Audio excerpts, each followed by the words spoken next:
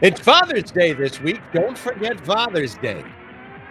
And this week, Ivanka Trump gave her father a wonderful gift, a path back to rational thinking, a path back to sanity. Of course, I don't know if he really appreciated it.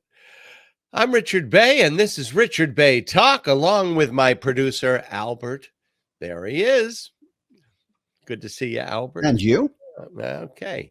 It's Father's Day, and that's coming up this week. And I've shown you enough video of my father, and I used to have my father on the radio show doing movie reviews. So I won't bore you by going through all that again. But at the end of this podcast, I have a very special interview with Jackie Mason, where he talks about his father. It's not necessarily a heartwarming story, but at the end of it, it made me appreciate my father a lot more, and maybe it'll make you appreciate your father. Here's a bit of it. A very dramatic incident you relate about one night where your father became violent with you because he felt that you were wasting your life and not pursuing something that was worthwhile. Right. What happened on that night?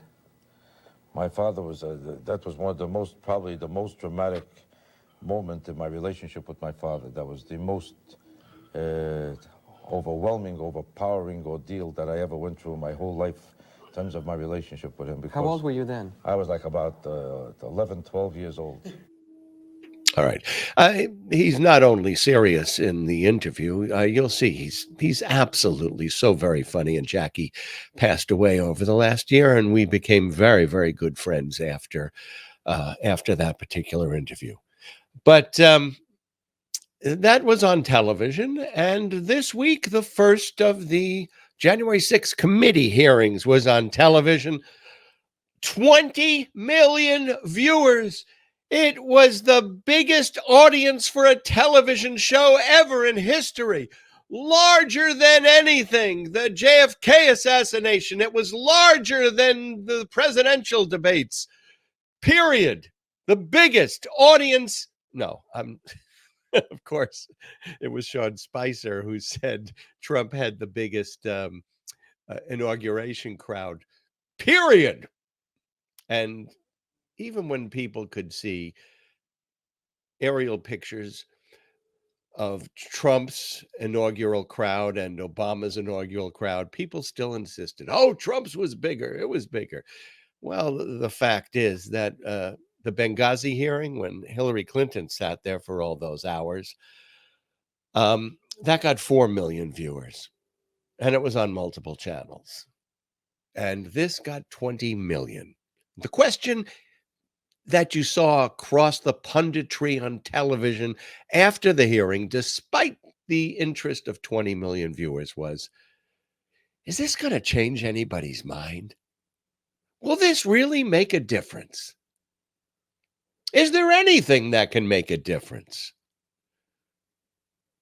According to a Reuters opinion poll, more than half of Republicans believe that it was left-wing protesters who led the Capitol riot, and they were there trying to make Trump look bad. Now, if more than half of Republicans actually believe that, without any evidence, from the fever swamps of their imagination and, I guess, internet QAnon conspiracies, if over half of Republicans believe that, is there any way you could change their minds? Well, Michael Smerconish is a guy who has a show on CNN, and I think he's one of the best. He and Fareed Zakaria are the best shows that they carry, but Michael really understands television more. And as I said, we were friends in Philadelphia, and in the very beginning, he called me for advice when he was trying to break into radio. And on his show, he asked the question, would anything change people's minds? And he answered the question. He asked his audience, he proposed first that if Mike Pence actually appeared before the committee and testified about what he went through and what he had to do and what the pressures that were put upon him, that would actually change people's minds. And he proposed that idea to his viewers and had them call in a poll that he revealed at the end of the show. And these are the poll results that he got. Would testimony from former Vice President Mike Pence be a January 6th investigation game changer? 76% of people said yes, 24% said no. And actually, he said at the end of the show, they had way over 25,000 votes during the hour-long broadcast. So I disagree. I don't think if Mike Pence came in there and said, Trump punched me and beat me and yelled at me and put handcuffs on me and brainwashed me and I still resisted, I don't think that would make a difference in the minds of many of these people.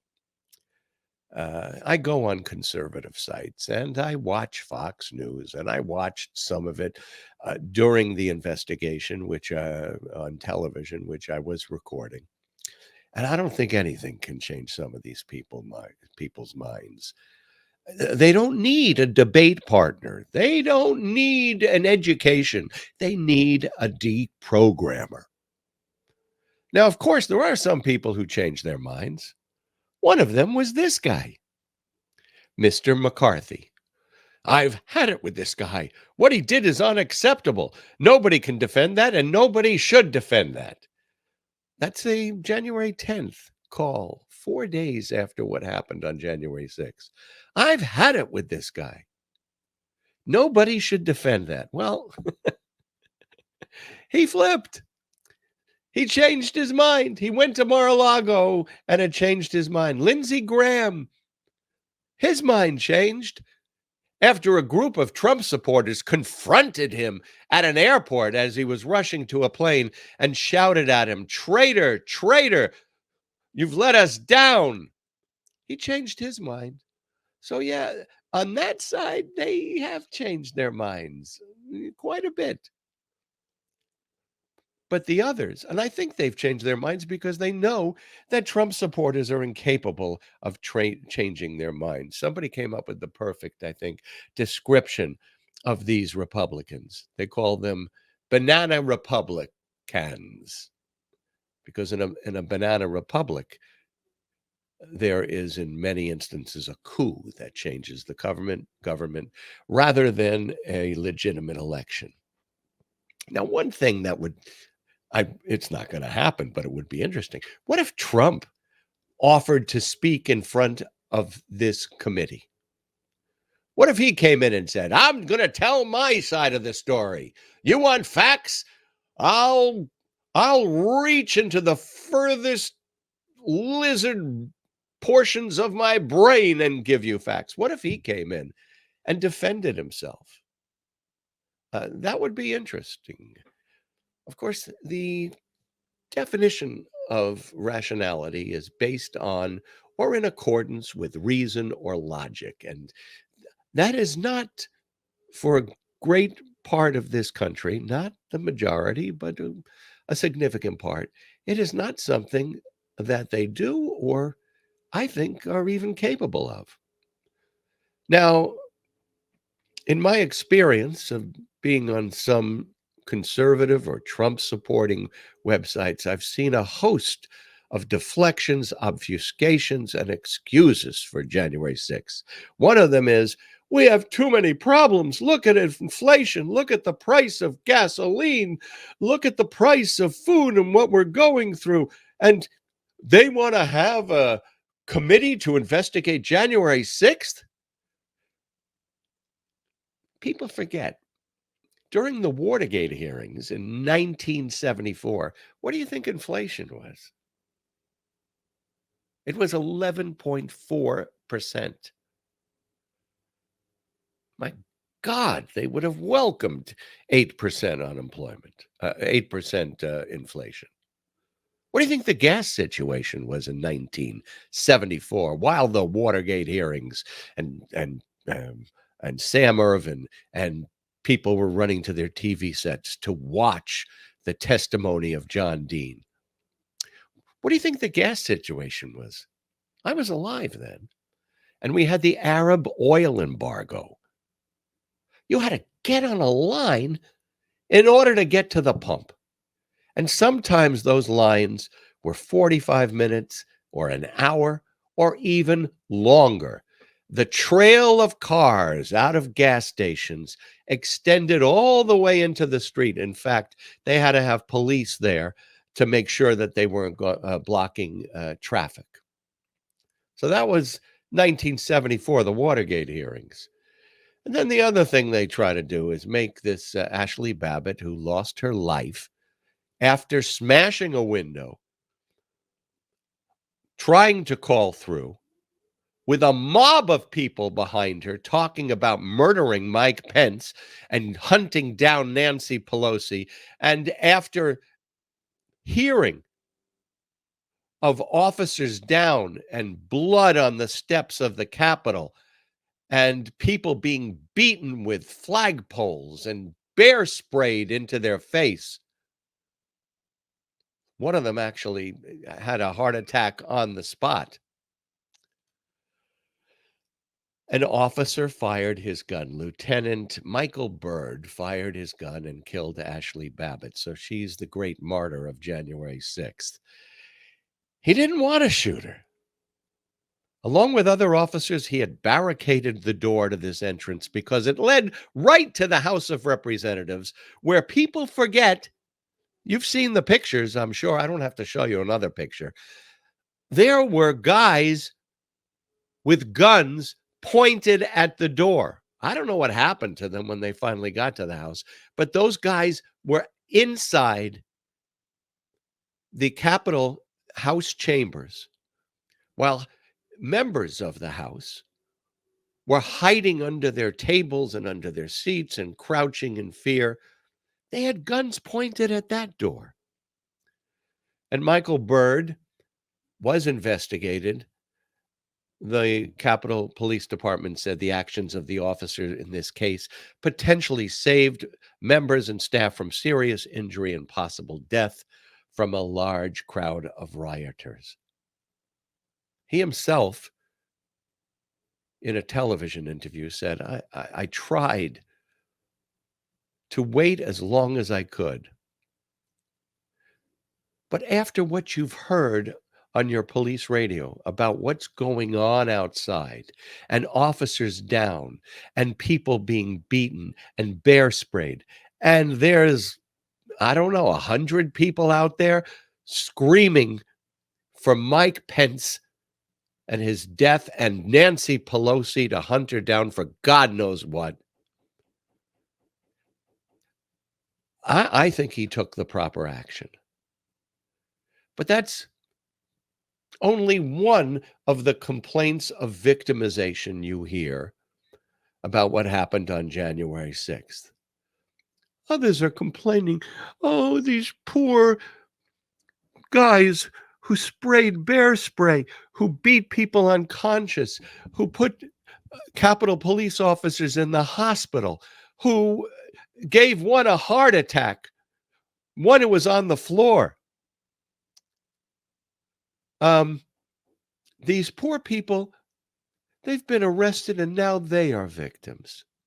Take a look at this clip. January 6 defendants are being treated differently on a whole nother level. They have been beaten by the guards. They are called white supremacists. If you're a Republican, you can't even lie to Congress or lie to an FBI agent. They're going to put you in the D.C. jail and terrorize and torture you. And then they put me in handcuffs.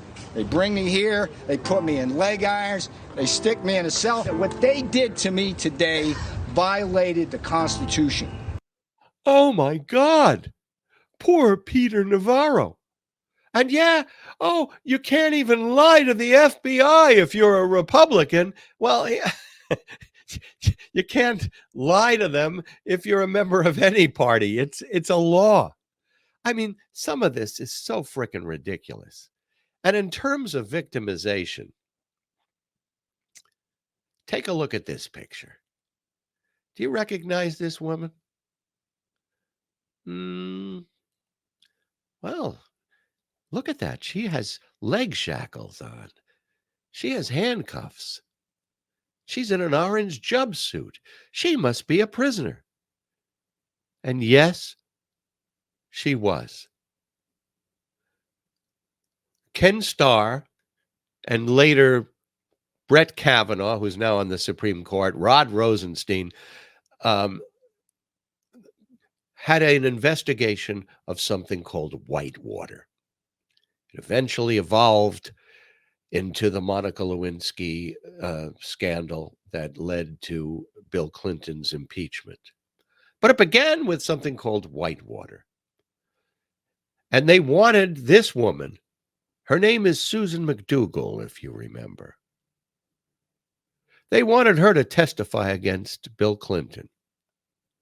And she refused to do so. She gave her name, her address,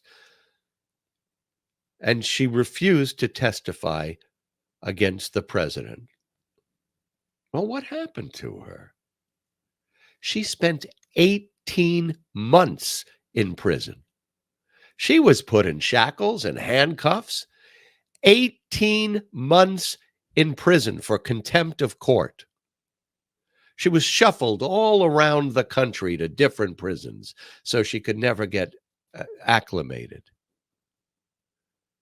And poor Peter Navarro, what did he spend? 10 minutes? She spent 18 months. Now, another thing that Trump followers try to do to deflect from the January 6th insurrection is, what about the riots? What about the George Floyd riots? What about happened there? Well, you know, first of all, it's a different topic. Number two, Biden denounced the violence that took place after George Floyd peaceful protests. And he did it multiple times. I mean, I could run it down for you, but you could probably Google it for yourself. Meanwhile, Biden denounces the violence, and Trump, just a few days ago, said January 6th that this protest was one of the greatest moments in American history. Greatest movements, I think he said, in American history.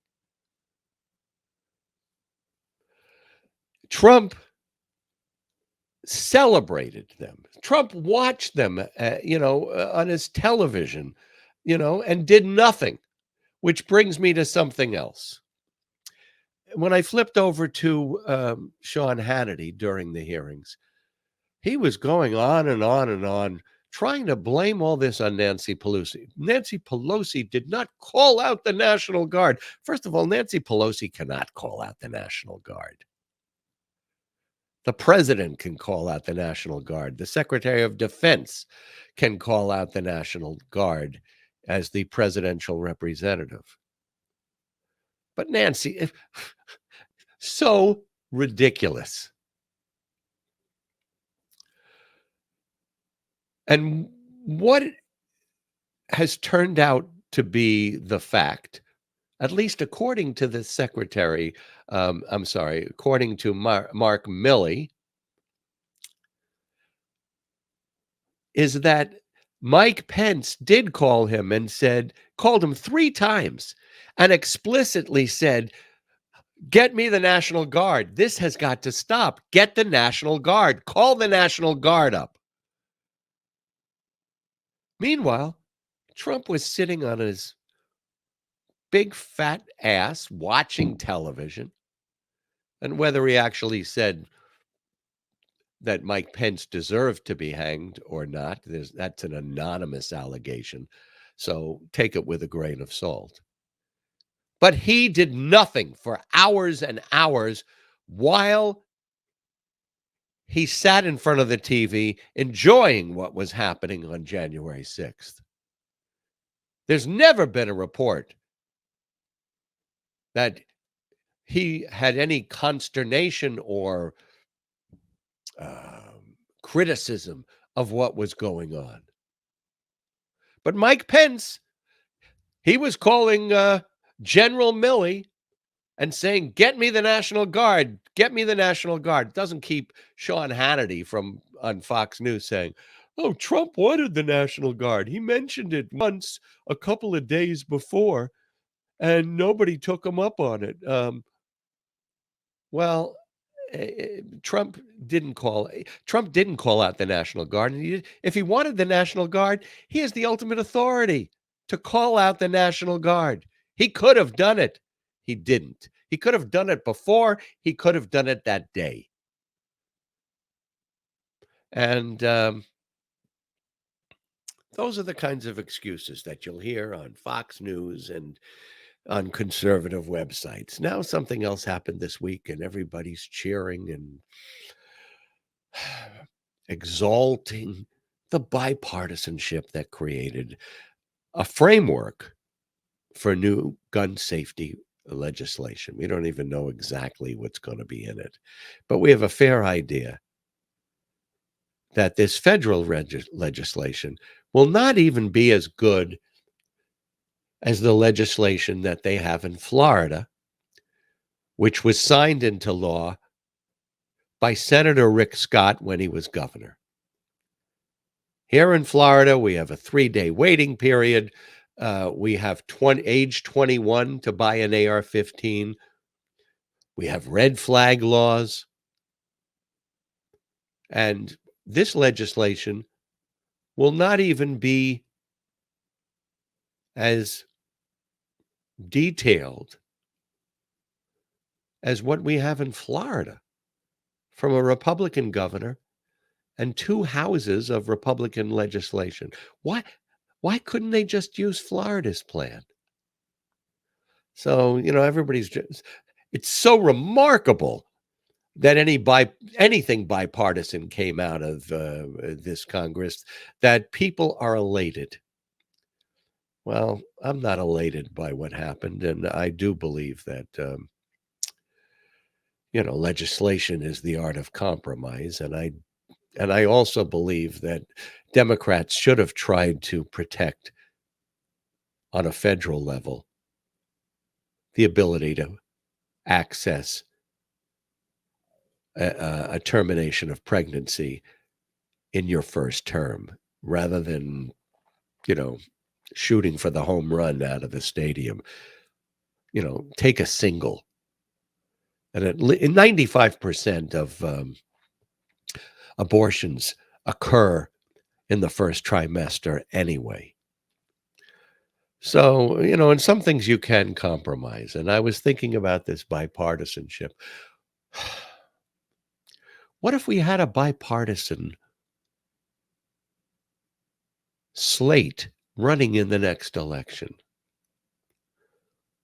Or what if we just had a non-Trumpist slate? Suppose we had Romney and Cheney as vice president, and Romney as president and Adam Kinzinger as vice president. Or what if we had Romney and one of the more centrist Democrats, Abigail Spanberger, as his vice president, or Max Rose as his vice president? I have to tell you, I'm not saying that I would, but I'd have to seriously consider that kind of ticket over Joe Biden, who I think is too old, and Kamala Harris, who's been a major disappointment. Now, some of you are going to disagree with me, but, well, I'm not saying that I would. And when it was Romney versus Obama, my choice was clear. But if it was Romney and Abigail Spanberger, or Romney and Liz Cheney, I don't agree with either of their policies, but I think they are 2 people of integrity and capability. So I'd seriously have to consider that. All right, now we get to Jackie Mason. When I was 13, I had my bar mitzvah at a place called Ben Maxick's in Brooklyn. And the opening act was Bernadette Castro, from the Castro Convertible Company. Maybe if you're in New York, you're the only ones who will know about this. But, they had the theme song of her pulling out the convertible bed. Who was the first to conquer space? It's incontrovertible that the one to conquer living space is the Castro Convertible, who conquers space with fine design, who saves you money all the time, whose tops in the convertible line, Castro Convertible. Well, Bernadette Castro went on from this commercial television success to become a cabaret singer, and she was the opening act for my bar mitzvah reception at this nightclub in Brooklyn. And who was the headliner? Jackie Mason. Jackie Mason. Years later, when I told him he was at my bar mitzvah reception, he was flabbergasted. And guess what? 2 weeks after that was when he had the notorious incident on Ed Sullivan, where he says not, but Ed Sullivan thought he flipped him the bird, and Jackie's career went in the trash can for a decade. So years later, Jackie Mason wrote a book, and he was on every talk show. He was on, Today and Good Morning America, and appearing on syndicated talk shows. And I kept calling and calling and saying, Jackie was out. Can I get him on my show? Can I get him on People Are Talking? They go, he's got to go to New Jersey? Why? He's got to go through the tunnel to New Jersey? He's getting all these national shows. Why should he be on your Richard Bey People Are Talking show? And I kept at it, and I kept at it, and I begged his manager, Jill, who also became a friend later on. And eventually Jackie showed up, and we had just a wonderful interview. Now, you'll notice in this clip that I'm particularly effusive in introducing him. And the reason that I am where I was is that I wanted Jackie and I wanted his manager to appreciate that they were on a show where the host knew what he was doing and would treat Jackie with a certain kind of respect and reverence. So in this clip, Jackie's very, very funny, as he always is. And at one point, though, he talks about his life, and he talks about his father and a traumatic incident he endured with his father. For Father's Day, it's not a clip of celebration, but after I watched it, I was even more grateful for the great dad that I had. Take a look. They say behind every comedian there is a life of tragedy or very serious issues. They say, I guess our impression of Pagliacci the clown who is crying on the inside while he makes you laugh on the outside. Perhaps that is a cliche, but it does have some truth. My next guest is one of my favorite people and one of our favorite comedians. He's a national treasure, and his comedy does more than just make you laugh. It makes you think. It touches you in your heart. It touches you in your mind. But this morning, we're going to be talking about the events and the people who helped create the comedy of Jackie Mason. He's written a new book called Jackie Oi. Not Jackie O, Jackie Oi. Jackie Mason, From Birth to Rebirth. And it's the story of a comedian's survival and his success. Please welcome a national treasure to People Are Talking, Jackie Mason.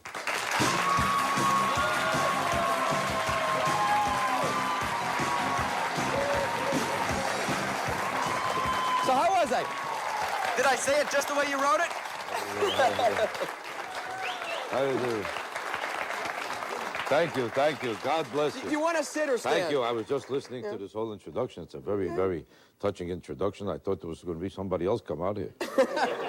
What do you think about I that couldn't wait statement, to hear what this guy is going to be. Do you have to suffer to be funny? I'll be honest with you. I really think you don't have to suffer to be funny. I don't think suffering helps you to be funny. Do you know, a lot of people say that it helps to be miserable in order to enjoy happiness. It helps to go through all kinds of misery in order to become successful or to appreciate success. You can't appreciate it unless you suffer. Stupid. Somebody gave you $10 million. You say, first I want to suffer before I take it. You'll be glad to see it. You won't say, let me suffer first so I'll appreciate it. Were you happier, though, when you were struggling, when you went through those years of struggle, or now that you're a success and everybody goes, Jackie, we love you, and they come up and they... I've heard a lot of times about people who can't handle success, and when they become successful, they become miserable from success, and they can't handle it, they fall apart, they want to jump out of windows, commit suicide. I don't know of a person like this. I don't know what the reason for it is. I can't understand why happiness creates misery and money creates hate, and tremendous success creates disturbances. I don't know why. Or you give a person a better home to live in and a better mattress, and you give him a girlfriend for nothing. And all of a sudden he tells you how miserable he is because he's so happy. I don't know why. But didn't you have more time to spend on your life when, you know, what you could sleep late? More time, but the time was spent in deprivation and misery and feeling left out, going nowhere, accomplishing nothing. I don't see anything so fantastic about it.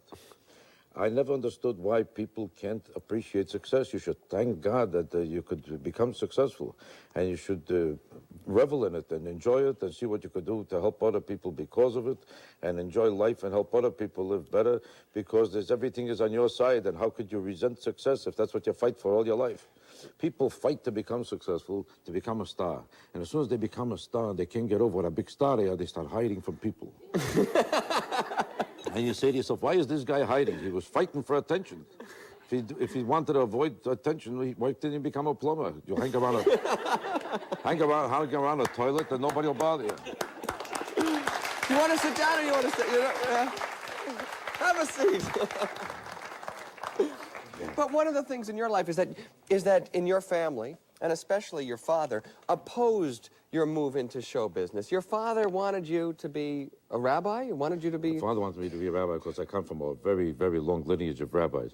Throughout the history of the background of my family tree, everybody was a rabbi if you go back 10,000 years. You can't find anybody that was not a rabbi. What happened to you? Everybody. His wife became a rabbi, their children became rabbis. If a cat walked in, they started to study how to be a rabbi. They couldn't avoid being a rabbi. If you were alive, you had to be a rabbi. And if you turned it down, you were considered like a Nazi. What are you doing not being a rabbi? It was impossible to live in my family without being a rabbi. So I knew that was, to my father, the only way to live, and it was the holiest thing on this earth to him. And I had 3 brothers before me who all became rabbis.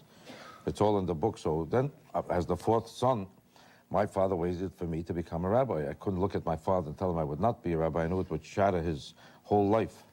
If that's all you live for, and you think it's holy, and you think there's no other way to live, it's like a king in England, waiting for the son to take over the kingdom. And instead he says, I'd rather be in Philadelphia hanging around with a few bros. And I was getting nauseous from this whole experience. And I really disliked it because I felt like a prisoner, or even though everybody else around my family was dedicated to it. I kept sneaking out of the house, running around with different kids that were not religious and trying to see what else is going on every place else in the world. And as I was starting to have some fun, I was watching them play pool in the pool room, and I would hang around the candy store, watch them arguing about communism, and then I'd go to the next corner and see if they're playing baseball. And I was beginning to enjoy the outside life. I was beginning to notice that outside of my house, you can have a lot of fun. This place is like this place looked like a prison to me. I said, this place is nothing compared to the rest of the world. There's some way to get out of here. And my father would periodically catch me running out. I would pretend I was going to a yeshiva to study, or I was going to school with books. I kept lying and maneuvering around my father because I didn't want to hurt him or bear the consequences of what might happen if he found out I wasn't that religious or that studious. I knew that it would either hurt him or he would wipe me out, one or the other. And then one day I was home and my father said to me, it's time to study. And I had it up to here, I couldn't take it anymore. I said to myself, this is choking me to death here. I felt like this man is a warden. This is a father. It looked like a prison. So I said to myself, I just couldn't control myself, and I had a terrific outburst. As a 12-year-old kid, I said to my father, look, this is not for me, and maybe it's for you, and it's for the rest of the family, it's for everybody but me. I don't need this. I can't take it. And I was choking and screaming, and I said, that's it. And my father gave me a shot like you never saw in your life. And I said, that's not a bad punch. This man is no... But I thought that was the end of it. That was just the beginning. After that, he started belting me and hitting me over and over again 100 times. Now, you know what it is when a healthy adult is belting a 12-year-old kid from pillar to post all over the room. I said to myself, is this an insane asylum? This man was a rabbi only a couple of minutes ago. What did your father say to you while he was beating you? He said, you'll never get away with this. You'll never be anything but a rabbi, and no matter which way you turn, I'll never accept this, and you'll son, he was calling me names I never heard from a rabbi before. And he became turbulent and violent and completely out of control because it suddenly hit him that the possibility of a revolution here. That is, he might have one son that might actually not become a rabbi. This is like the jazz singer, the same sort of thing. He literally went berserk. I think if my father was out of control at that time to such an extent that if he had a gun, he would have shot me right away. I was lucky that there was a gun control law in that neighborhood. But he would have done anything to wipe me out. But this didn't stop you. And just the opposite. Isn't that amazing? That's a great lesson to parents who think that they should get violent with a kid to make him do what they please. Because even when you're 2, if you are so emotionally determined to do something else, all the parents in the world and all the sticks and stones is not going to stop you if you have an emotional problem about it and if you can't really accept it. And they have to find ways to influence a child without that kind of violence, because the only thing that did is turn me around upside down in the opposite direction. From that minute on, I knew I'd never be a rabbi. Similar, my father didn't beat me, but my father would always say, you can't live like this, you can't be an actor, get a serious man's job, you know, and obviously he was right? Well, I think so far you're a big mistake. All right. So that did make me appreciate my own dad and his support as I took a different career path than the one that he would have wished. I became really good friends with Jackie after that show. He loved the interview, and we lived just a block apart from each other on 57th Street in Manhattan. So we'd often run into each other on the street, and he'd drag me along with him to the delis.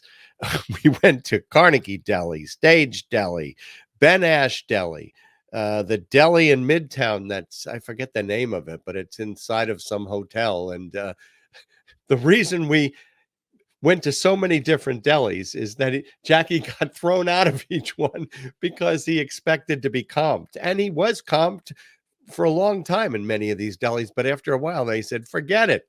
We can't afford to do this anymore. And when I ran into Jackie on the streets, he would always call me, it's the announcer. It's the announcer. Oh, why aren't you working? You're such a good announcer. He's gone, but we remember him. And somebody said, well, you're not truly dead until the last person who remembers you in their memories is also gone. And I was thinking that this week. I was in the gym, I was lifting a weight, and my father's voice was in my head. My father had all these little maxims of advice. And one of them was, lift with your legs, not with your back. So when I reached down to lift up the weights, I said, oh yeah, lift with my legs, not with my back. And then Kyle said to me this week, he said, you know what? Remember what your father said? Troubles should roll off your back the way water rolls off the back of a duck. So not only do I keep my father in my memory, so does Kyle, and I hope you will this week during Father's Day. And I hope you keep this podcast alive as well by sharing it with your friends, by listening to the audio version of the podcast on Google and Spotify and Apple Podcast. And please subscribe. This way you'll never miss a show any week. And if you pass it on to your friends, what a great gift idea. Because I think here you will learn things that you probably won't hear in a lot of other places. And you'll be entertained. Once again, thank you for joining me. And all my best. Take care.